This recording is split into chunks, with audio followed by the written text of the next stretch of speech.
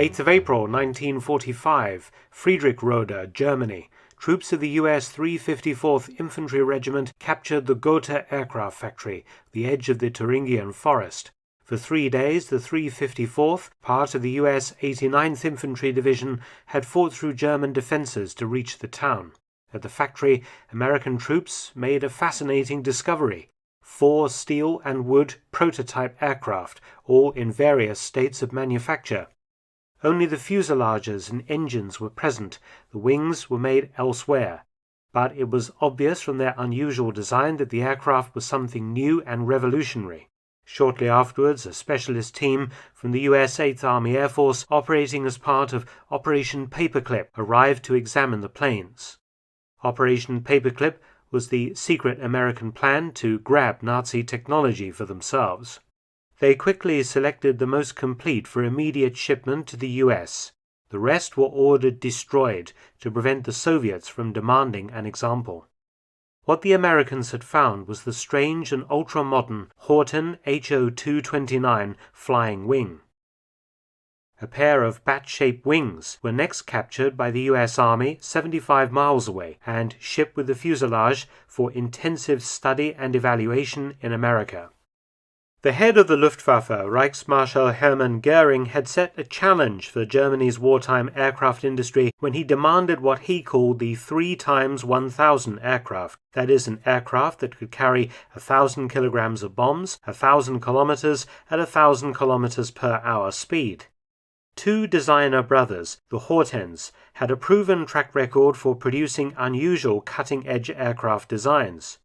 Experimenting with the flying wing since the 1930s, work began in 1942 on the Horten Ho 9 to compete in the 3x1000 tender. A single prototype was built called V1. It first flew on the 1st of March 1944, though not under power, as the type's engine was changed and would not fit the V1. So a series of glider tests were made at Oranienburg near Berlin in the summer of 1944. A second prototype, V2, was fitted with 2 Junkers Jumo 109-004B1 turbojet engines. This aircraft logged some 2 hours flying time from the 2nd of February 1945, with Lieutenant Erwin Ziller at the controls. Göring awarded the 3x1000 contract to the Hortens, ordering 40 aircraft. The V2 was destroyed on the 18th of February 1945 while Ziller was attempting to land on one engine. Nonetheless, Göring added a further 20 aircraft to the pre-production order, and the Horten Flying Wing Fighter project was green-lit on the 12th of March 1945. Göring's original demand for an aircraft capable of carrying a 1,000-kilo bomb load was overtaken by the need for fighters capable of stopping the Allied bomber offensive against Germany.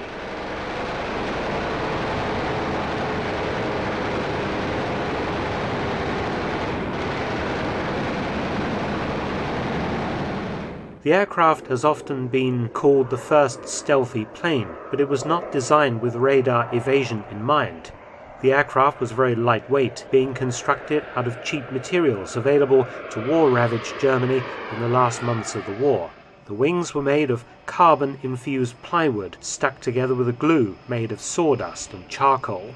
The emergency fighter program used several different aircraft designs, including some that actually entered combat, such as the Heinkel HE-162 Salamander, but the Horten Flying Wing lagged far behind.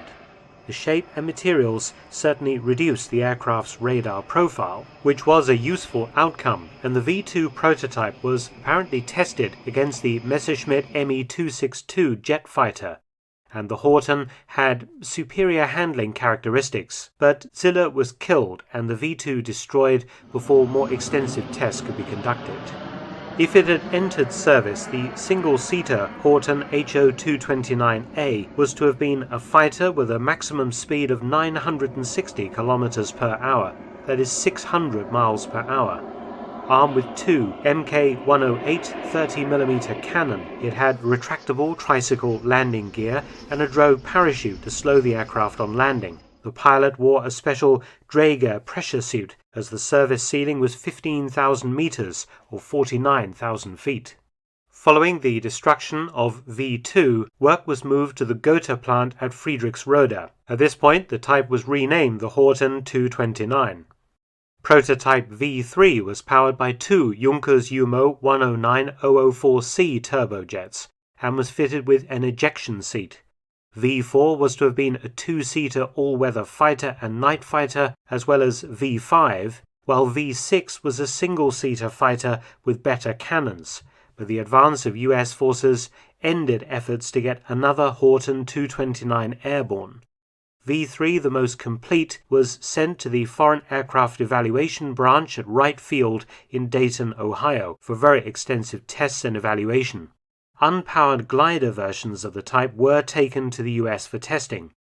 A team from the British Combined Intelligence Objectives Subcommittee, the CIOS, discovered 3 complete Horten flying wing gliders stored on trailers with all instruments intact at Rottweil on the Neckar River, 100 kilometers or 60 miles southwest of Stuttgart on the 11th of June 1945. The British gave the aircraft to the Americans, who shipped them to Wright Field.